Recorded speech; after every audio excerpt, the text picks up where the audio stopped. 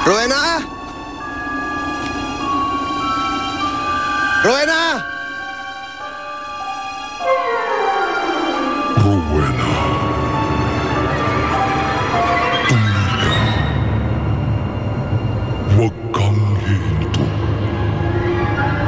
Maglakad ka ng maglakad. Tawirin mo ang ilog. Para sa akin, Rowena. Tumawid ka para sa akin.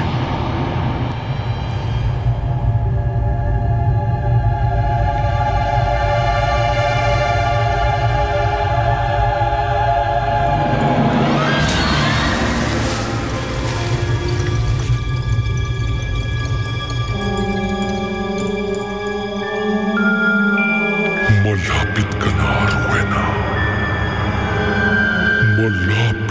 Malapit na tayong magkasama. Nawawala siya. Ganito sila manligaw. Nagbibigay ng prutas sa babaeng napili nila. Dahil kinain niya ang alay na engkanto. Sumailalim na siya sa kapangyarihan nito. Naengkanto na ang nobya ninyo. Rowena.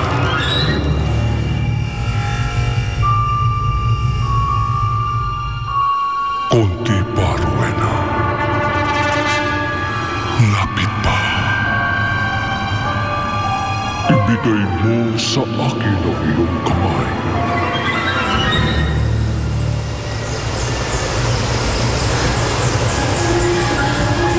Anong ginagawa ko dito? Anong nangyari?